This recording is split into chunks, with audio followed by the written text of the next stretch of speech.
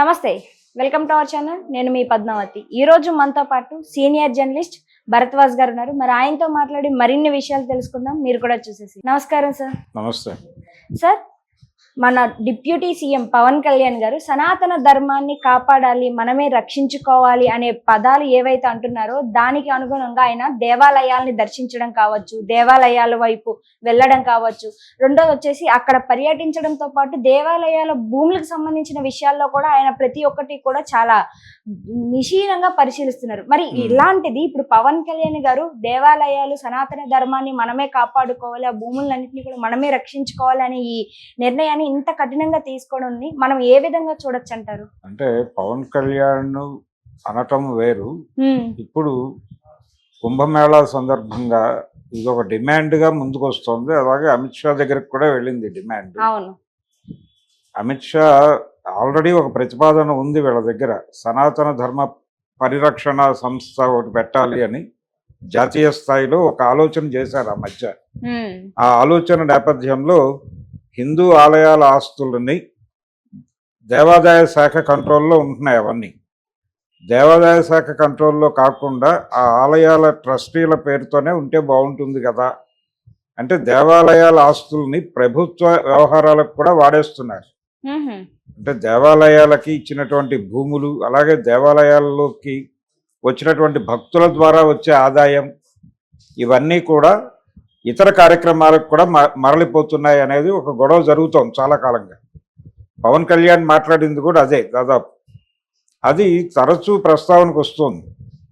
అంటే వక్ఫ్ బోర్డు తాలూకా ఆస్తులు ఉన్నాయి, వాటి మీద ప్రభుత్వ అజమాయిషీ లేదు. అలాగే చర్చిల కింద ఆస్తులు ఉన్నాయి, వాటి మీద కూడా ప్రభుత్వాల అదుపు ఆజ్ఞలు లేవు. మరి ఎందుకు హిందూ దేవాలయాల ఆస్తుల మీదే మీరు కమాండ్ చేస్తున్నారు అనేది గొడవ. అది హిందూ ధార్మిక సంఘాలు చాలా కాలంగా మాట్లాడుతున్న క్రమంలోనే ఇప్పుడు ఈ సనాతన ధర్మ పరిరక్షణ సంస్థ అంటే బోర్డు, సనాతన ధర్మ పరిరక్షణ బోర్డు అనేది ఏర్పాటు చేయాలి అనే ఒక డిమాండ్ అమిత్ షా గారి ముందుకు వెళ్ళింది. ఆయన దాదాపుగా అది చేద్దామనే పద్ధతిలో స్పందించినట్టుగా కనిపిస్తోంది.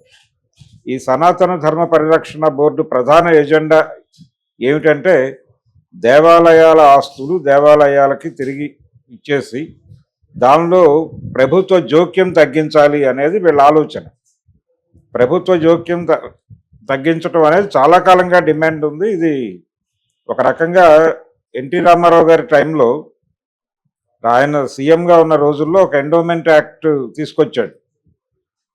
ఎండోమెంట్ యాక్ట్, రామారావు గారు తీసుకొచ్చినటువంటి ఎండోమెంట్ యాక్ట్లో వ్యవహారం ఏంటంటే ఈ దేవాలయాలకు సంబంధించిన అనువంశక అర్చకత్వాన్ని రద్దు చేశాడు ఆయన.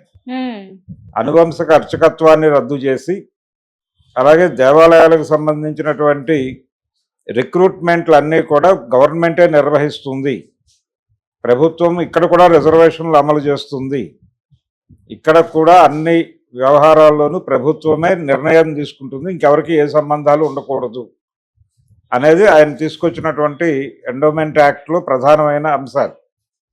ఎప్పుడైతే ఈ రిక్రూట్మెంటు, రిజర్వేషన్లు ఇక్కడ అమలు చేయటము, అలాగే రిటైర్మెంటు, అర్చకులకు రిటైర్మెంట్ ఉంటుంది, అనువంశక అర్చకత్వం రద్దు, ఇది ప్రధానమైన నిర్ణయాలు.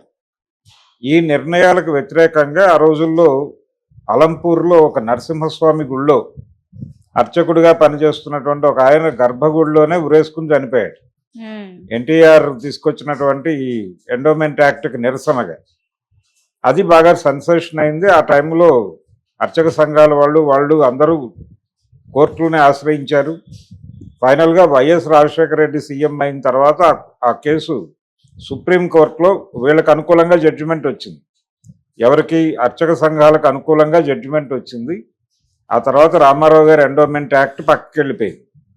అయితే మొదటి నుంచి కూడా ఈ హిందూ దేవాలయాలకి సంబంధించినటువంటి ఆస్తులు, వీటి మీద వచ్చే ఆదాయాలు ప్రభుత్వాలు ఇతర పనులకు వినియోగిస్తున్నాయి అనేది ఒక ఆరోపణ చాలా కాలంగా ఉంది. అయితే తప్పే ఉంది దీనిలో అనేటువంటి అభిప్రాయం కూడా చాలా మందిలో ఉంది. దేవాలయాల మీద వస్తున్నటువంటి ఆదాయం కేవలం ఆ పుణ్యక్షేత్రాల వరకే పరిమితం కాకుండా వీటితో రాష్ట్ర బడ్జెట్లో కూడా ఇతర కార్యక్రమాలు కూడా నిర్వహించవచ్చు అనే దగ్గర వీళ్ళు పోలిక ఎక్కడ తీసుకొస్తున్నారంటే వక్ఫ్ బోర్డులతోనూ చర్చిలతోనూ పట్టుకొస్తున్నారు. వాళ్ళ మసీదులకు సంబంధించిన ఆస్తులు అలాగే వీళ్ళ చర్చిలకు సంబంధించిన ఆస్తులు కూడా మీరు కలిపేసుకోండి. వాటి మీద కూడా మీరే నిర్వహణ ఆధిపత్యం ఉంటే ఓకే, లేదు అంటే కనుక మాకు ఇచ్చేయండి. ఇది గొడవ. అందుకని ఇప్పుడు మళ్ళీ ఈ డిమాండ్ కూడా అందుకే తీసుకొస్తున్నారు. అంటే మీరు తీసుకుంటే వక్ఫ్ బోర్డు ఆస్తుల్ని చర్చ ఆస్తుల్ని కూడా మీరు కలిపేసుకోండి. వాటి మీద వచ్చే ఆదాయాలను కూడా మీరు ప్రజల కోసం వినియోగించండి. అంతే తప్ప వాటినేమో ముట్టుకోకూడదు, అవేమో వాళ్ళకే ఉండాలి, హిందూ దేవాలయాల ఆస్తులు మాత్రం మేము ఎలా పడితే అలా వినియోగిస్తాం అంటే అలా కుదురుతుంది అనేది డిమాండ్. ఈ డిమాండ్ ముందుకు తీసుకురావటం అంటే దీన్ని ఎలా అర్థం చేసుకోవాలంటే ఇప్పుడు వక్ఫ్ బోర్డు వ్యవహారాల్లో ప్రభుత్వాన్ని ఇంటర్వ్యూన్ కమ్మని చెప్తున్నారు, వాళ్ళని కంట్రోల్లోకి తీసుకోమని చెప్తున్నారు, అలాగే చర్చలను కూడా కంట్రోల్లోకి తీసుకోమని చెప్తున్నారు. ఇప్పుడు దేవాదాయ శాఖ రద్దు చేయటం కాదు, వీళ్ళు బయటకు దేవాదాయ శాఖ రద్దు అనేది మాట్లాడుతున్నారు, కానీ వీళ్ళందరూ వీళ్ళ ఒరిజినల్ ప్రోగ్రాం వక్ఫ్ బోర్డు ఆస్తుల మీద ప్రభుత్వ అజమాయిషీ రావాలి, వక్ఫ్ బోర్డు కార్యకలాపాల మీద ప్రభుత్వాల అజమాయిషీ ఉండాలి. వాళ్ళకేమో మైనారిటీల పేరుతో చాలా హక్కులు వదిలేశారు, అలా వదలకూడదు, ఏదైనా మతమే కాబట్టి వాళ్ళని కూడా కంట్రోల్లోకి తీసుకోండి, అలాగే చర్చలను కంట్రోల్లోకి తీసుకోండి. ఇది ప్రధానమైనటువంటి అభిప్రాయం. వీళ్ళకి అది కావాలి అని కోరుకుంటున్నారు. ఈ రోజున సనాతన ధర్మ ప్రచార బోర్డు ఏర్పాటు గురించి, హిందూ దేవాలయాల ఆస్తుల పరిరక్షణ పేరుతో వీళ్ళు చేస్తున్న ఆర్గ్యుమెంట్లు ఇవన్నీ కూడా మైనారిటీలను కంట్రోల్లోకి తీసుకోమనే డిమాండ్లో భాగంగానే చేస్తున్నారు. మైనారిటీలను కంట్రోల్లోకి తీసుకోవటం, మైనారిటీలను భయపెట్టడం అనేది హిందుత్వ శక్తులు చాలా కాలంగా చేస్తున్నటువంటి ప్రోగ్రాం. ఈ దేశంలో ఉన్నటువంటి మైనారిటీలు అంటే వాళ్ళు సనాతన ధర్మం అనేది ఎందుకు ఎజెండాలోకి తీసుకొస్తున్నారంటే మెజారిటీ మతం హిందూ మతం ప్రమాదంలో ఉంది అనేటువంటి ఒక అభిప్రాయం వాళ్ళకు ఉంది. దీన్ని ప్రచారం చేస్తున్నారు విస్తృతంగా. హిందూ ధర్మం ప్రమాదంలో ఉంది, హిందూ మతం ప్రమాదంలో ఉంది, అది కూడా ఎవరి నుంచి, మైనారిటీస్ నుంచి. వాళ్ళు విపరీతంగా మత మార్పిడులు చేసేస్తున్నారు, చాలామంది అటు వెళ్ళిపోతున్నారు. ఇప్పుడు ప్రపంచంలో ముస్లిం జనాభా అధికంగా ఉన్నటువంటి దేశాల్లో భారతదేశం 2వ స్థానంలో ఉంది, ఇండోనేషియా తర్వాత ఇండియానే ఉంది. కాబట్టి ఇది ఏదో ఒక రోజున మొదటి స్థానంలోకి వెళ్ళిపోయి ఈ దేశం ముస్లిం దేశంగా మారిపోతుంది అనే ప్రచారం కూడా వీళ్ళు చేస్తున్నారు. అయితే ఇక్కడ ఉన్నటువంటి జనాభా లెక్కన చూస్తే వాళ్ళు ఇప్పటికీ మైనారిటీలుగానే ఉన్నారు. నిజంగానే మత మార్పిడులు జరగలేదు అని ఎవరు అంటలేదు, కానీ జరిగినవి చాలా తక్కువ సంఖ్యలో జరిగాయి. మతం మారిన వాళ్ళు కూడా వాళ్ళ ప్రయోజనాల కోసం మారారు. అంటే కింది కులాల్లో చాలామంది అటువైపుకి వెళ్ళారు. ఆ వెళ్ళిన వాళ్ళు కూడా బతకలేక మళ్ళీ వెనక్కి వచ్చారు. ఎందుకు వెనక్కి వచ్చారంటే ఇక్కడ భూస్వాములందరూ కూడా హిందూ మతం భూస్వాములే. వీళ్ళ కింద కూలి పనులు చేసుకునే వాళ్ళు అవతల మతంలోకి మారినా వీళ్ళు పనులు ఎవరేమో అనే భయంతో మళ్ళీ హిందూ మతంలోకి రీజాయిన్ అయినటువంటి సందర్భాలు ఉన్నాయి. శుద్ధి కార్యక్రమాలు జరిగాయి చాలా చోట్ల. శుద్ధి కార్యక్రమాలు జరిపి మతం మారిన వాళ్ళని వెనక్కి తీసుకొచ్చారు. సో మత మార్పిడులు నిజంగానే జరిగి ఉంటే 1000 ఏళ్ళు పైన ముస్లిం పరిపాలన జరిగింది ఈ దేశంలో. అప్పుడే ఒక్క హిందువు కూడా ఉండే అవకాశం లేదు వాళ్ళు గనక ప్రోగ్రామ్గా తీసుకుని ఉంటే. ఈ మధ్య బండి సంజయ్ ఎక్కడో మాట్లాడుతూ అన్నాడు, ఈ దేశంలో ఉన్న ప్రతి మసీదుని తవ్వేస్తాం, అందులో గనక ఏవైనా పాత విగ్రహాలు దొరికితే, హిందూ విగ్రహాలు దొరికితే, అంటే శివాలు దొరికితే మావి, శవాలు దొరికితే మీవి అన్నాడు ఆయన. అంటే దానిలో శవాలు ఉంటే మీరు తీసుకోండి, ఒకవేళ మా దేవతామూర్తులు ఉంటే మేము తీసుకుంటామని. అంటే మసీదులన్నీ తవ్వేయటం అనేది ఒక ప్రోగ్రామ్గా మాట్లాడేశాడు ఆయన. అంటే ఒక రకంగా మైనారిటీలను టెర్రరైజ్ చేయటం కోసం వీళ్ళు అనుక్షణం ప్రయత్నం చేస్తూనే ఉన్నారు. ఆ ప్రయత్నంలో భాగంగానే పవన్ కళ్యాణ్ గారు మాట్లాడింది కూడా అదే, ఆయన కాంటెక్స్ట్ కూడా అదే.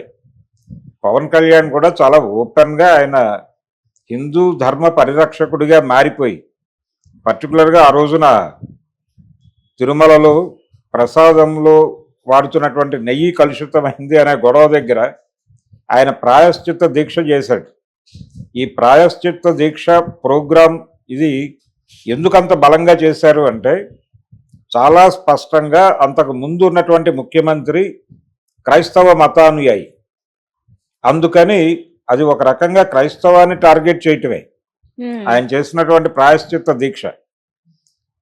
వాళ్ళు ఎవరూ మాట్లాడలేదు, ఎందుకు వచ్చిన గొడవలు అనే ఉద్దేశంతో అణిగి కంట్రోల్గా ఉన్నారు తప్ప నిజానికి జరిగిన దాడి క్రైస్తవం మీద దాడే అది. కాబట్టి ఈ దేశంలో మైనారిటీలను టెర్రరైజ్ చేసి, మైనారిటీలను మార్జినలైజ్ చేసి, మైనారిటీలని భయపెట్టడం అనేది ఒక ప్రోగ్రామ్గా జరుగుతోంది. అందులో భాగంగానే ఇప్పుడు ఈ సనాతన ధర్మ పరిరక్షణ బోర్డు అనే పేరుతో ఒక డిమాండ్ ఆయన ముందుకు రావటం, ఈ కుంభమేళా సందర్భంగా అమిత్ షా గారు దాని పట్ల పాజిటివ్గా స్పందించటం, ఈ నేపథ్యంలోనే హిందూ ఆలయాల ఆస్తుల పరిరక్షణ అనే అంశం ముందుకు రావటం. దీని వ్యవహారం చూస్తే ఇప్పుడు వీటిని ఎలాగో వీళ్ళు దేవాదాయ శాఖ వదిలేసి ఈ ఆస్తులన్నీ ఇచ్చేయకుండా వీళ్ళ డిమాండ్ మేరకు వాళ్ళ ఆస్తుల్ని కూడా కంట్రోల్లోకి తీసుకుంటారు. చర్చిల్ని మసీదుల్ని కూడా తీసుకొచ్చి వీళ్ళు ఈ దేవాదాయ శాఖ కంట్రోల్లోకి తీసుకొచ్చే ప్రయత్నం చేస్తారు. ఈ ప్రయత్నం జరగాలి అని వాళ్ళు కోరుకుంటున్నారు. ఇప్పటికే ఆర్టికల్ 360 ఇప్పుడు కాశ్మీర్కి సంబంధించి స్వయం ప్రతిపత్తి అనేది రద్దు అయిపోయింది. అక్కడ అదొక డిమాండ్గా ఉండింది ఒకప్పుడు. కాశ్మీర్లో స్వయం ప్రతిపత్తి రద్దు చేయాలి అనేది ఒక డిమాండ్గా ఉంది, అది సాధించుకున్నారు. అలాగే బాబ్రీ మసీదుని కూల్చేసి రామ మందిరం నిర్మించుకున్నారు. ఇవన్నీ నెమ్మదిగా సాకారం అవుతున్నాయి. కాబట్టి ఇప్పుడు ఈ మైనారిటీలకు సంబంధించి ప్రత్యేకమైనటువంటి రక్షణలు కూడా రద్దు చేసేస్తే వాళ్ళని కూడా భారతీయులుగా మార్చేద్దాం అనే డిమాండ్లో భాగంగా వాళ్ళని కూడా భారతీయులుగా మార్చేస్తున్నాము అనే డిమాండ్లో ఒక ప్రోగ్రెసివ్ ఐడియాలజీలో భాగంగా అని చెబుతూ వాళ్ళ ఆస్తులను కూడా కంట్రోల్లోకి తీసుకుని వాళ్ళని కూడా తీసుకొచ్చి దేవాదాయ శాఖ కంట్రోల్లో పెట్టడం అనేది వీళ్ళ ఉద్దేశం. అందుకు ఈ హడావిడి చేస్తున్నారు. కాబట్టి ఏ క్షణమైనా ఇది జరిగే ప్రమాదం ఉంది. మైనారిటీ మతాల వాళ్ళు కొంచెం అలర్ట్గా వ్యవహరించాల్సినటువంటి అవసరం అయితే ఉంది. ఇప్పుడు చర్చిల ఆస్తులు అలాగే మసీదుల ఆస్తులు కూడా పట్టుకొచ్చేసి ప్రభుత్వ కంట్రోల్లో పెట్టడం కోసం జరుగుతున్న కార్యక్రమం. సార్ మరి ఇంత చేస్తున్నారు కదా, అంటే ఇప్పుడు దేవాలయాలకు సంబంధించి మత మార్పులను ఇవన్నీ ఆపి హిందూ తత్వంలో వీళ్ళందరినీ మళ్ళీ విలీనం చెయ్యాలని చేస్తున్నారంటారా, లేకుంటే వారిపై ఆధిపత్యం ఒక్కటే కావాలని అనుకుంటున్నారంటారా? హిందూ మతంలోకి తిరిగి వీళ్ళని తీసుకురావటం అనేది ప్రోగ్రామ్ కాదు. ఎవరైనా వస్తే కలిపేసుకుంటారు. అలాగే గర్వాపసి అనే ప్రోగ్రామ్ ఒకటి జరుగుతోంది. అది మాత్రమే కాదు, వాళ్ళని కంట్రోల్లోకి తీసుకోవటం, వాళ్ళని సరెండర్ చేసుకోవటం, వాళ్ళని నిరంతరం భయపడేలాగా చేయటం, ఇది ప్రోగ్రామ్. అందుకని ఈ హడావిడి అంతా చేస్తున్నారు. హిందూ మతం ప్రమాదంలో ఉంది. అలాగే వీళ్ళకు సంబంధించి ప్రత్యేకమైనటువంటి రాయితీలు ఇవ్వటం, ప్రత్యేకమైన అంటే అదంతా సంతుష్టీకరణ కోసం గతంలో కాంగ్రెస్ ప్రభుత్వాలు చేశాయి. కాబట్టి అవన్నీ తీసేయాలి. అలాగే వాళ్ళకి హజ్ యాత్రకి కన్సెషన్ ఇస్తారు, సబ్సిడీలు ఇస్తారు, దాంతోపాటు కొంత నగదు సహాయం చేస్తారు ప్రభుత్వాల వైపు నుంచి. ఇవి కూడా ఆపేయండి అనేది ఒక డిమాండ్ ఉంది. అంటే దీనికి పోటీ ఏం తీసుకొస్తున్నారంటే, మేము హిందూ పుణ్యక్షేత్రాలకు వెళ్ళటానికి మాకు ఏమన్నా రాయితీలు ఇస్తున్నారా? అవును కదా. అంటే మేము తిరుపతి వెళ్ళటానికి మాకు ఏమన్నా రాయితీ ఇస్తున్నారా, లేకపోతే కుంభమేళాకి వెళ్ళటానికి రాయితీలు ఇస్తున్నారా, లేకపోతే హిమాలయాల్లో ఎక్కడో ఏదో టెంపుల్ ఉంటుంది అక్కడికి వెళ్ళి ఆ దైవాన్ని దర్శించుకోవడానికి మాకు ఏమన్నా ప్రత్యేక ఏర్పాట్లు చేస్తున్నారా? చేయట్లేదు కదా. చేయనప్పుడు వాళ్ళకెందుకు ఉండాలి అనేది కూడా ఒక డిమాండ్గా ముందుకు తీసుకొస్తున్నారు. ఇవన్నీ కూడా, ఈ డిమాండ్లు అన్నీ కూడా వీటి వెనక ఉద్దేశం ఒకటే, ఈ దేశంలో ఉన్నటువంటి మైనారిటీలని కంట్రోల్లోకి తీసుకునే ప్రయత్నం. ఆ కంట్రోలింగ్ తీసుకోవటంలో భాగంగానే ఇవన్నీ భయపెడుతున్నారు. అప్పుడప్పుడు ఈ పౌరసత్వ సవరణ చట్టం అనే పేరుతో కూడా, అంటే ఈ దేశంలోకి వచ్చిన చాలా మంది అంటే రోహింగ్యాలు, ఇలా బంగ్లాదేశ్ నుంచి, బర్మా నుంచి, అక్కడి నుంచి వచ్చేస్తున్నటువంటి వీళ్ళందరినీ కూడా వెనక్కి పంపించేయడం కోసం ఇక్కడ మరొకసారి పౌరసత్వ సవరణ చట్టం పేరుతో అందరినీ వెరిఫై చేయటం, వెరిఫై చేసి వీళ్ళల్లో ఎవరికైతే ఇక్కడ ఆధార్ కార్డులు లేవో, లేకపోతే వీళ్ళు ధృవీకరణలు చూపించుకోలేకపోయారో వాళ్ళందరినీ వెనక్కి పంపించేస్తామని ఆ మధ్య భయపెట్టారు. భయపెడితే వీళ్ళందరూ రోడ్ల మీదకి వచ్చి ప్లకార్డులు పట్టుకుని నిలబడ్డారు చాలా చోట్ల. అంటే చాలా మందికి ఐడెంటిటీ ప్రూవ్ చేసుకోవడానికి తగినటువంటి ఆధారాలు లేవు. ఈ లేని వాళ్ళందరినీ ఇప్పుడు వెళ్ళిపోమంటే ఎక్కడికి వెళ్ళిపోతాం మేము అంటున్నారు.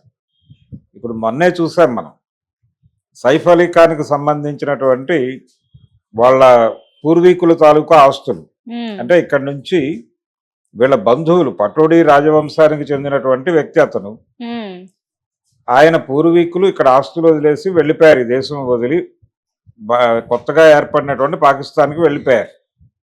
ఆ వెళ్ళిపోయిన ఆస్తుల్ని ఇక్కడ ఈ చట్టం ప్రకారం, ఆ రోజున చేసినటువంటి చట్టం ప్రకారం ప్రభుత్వం జప్తు చేసి తను హ్యాండ్ ఓవర్ చేసేసుకోవచ్చు. దాని మీద వీళ్ళు కోర్టుకు వెళ్ళారు. ఆ ఆస్తులకు వారసులుగా మేము ఇంకా ఇక్కడే ఉన్నాం కదా, అవును, కాబట్టి మాకు వదిలేయండి, అవి వీటిని జప్తు చేయొద్దు అని. కానీ ఆ టైటిల్ డీడ్ ఎవరి పేరుతో అయితే ఉందో వాళ్ళు ఇక్కడ లేరు కదా, వాళ్ళు లేరు కాబట్టి మేము ఇవి జప్తు చేస్తాం అని ప్రభుత్వం ఫైనల్గా మొన్న కోర్టు ప్రభుత్వానికి అనుకూలంగానే జడ్జిమెంట్ ఇచ్చింది. సో ఇప్పుడు ఆ పటోడి రాజవంశంలో ఉన్నటువంటి కొంతమంది ఆస్తులు ప్రభుత్వం స్వాధీనపరచుకోవడానికి ప్రయత్నం చేస్తోంది. దాని విలువ దాదాపు 15,000 కోట్లు అని చెప్తున్నారు. అంత ప్రాపర్టీ కోల్పోతున్నాం మనం అనేటువంటి ఒక బాధ ఉంది ఆ ఫ్యామిలీకి అని కూడా చెప్తున్నారు. కానీ ఇప్పుడు చేయగలిగింది లేదు, అప్పీల్కి వెళ్తారు. అప్పీల్లో ఏం తేలుతుంది అనేది చూడాలి, మళ్ళీ అది కూడా టైం టేకింగ్ ప్రోగ్రామ్. అందుకని టోటల్గా అన్ని ప్రయత్నాలు, ఇప్పుడు జరుగుతున్నటువంటి అన్ని కార్యక్రమాలు కూడా ఇన్ టోటల్ మైనారిటీలను కంట్రోల్లోకి తీసుకోవడం కోసం జరుగుతున్నవి. నిజంగా సార్ మీరు చెప్పింది నిజంగా వాస్తవం. ప్రతి ఒక్కటి కూడా వింటుంటే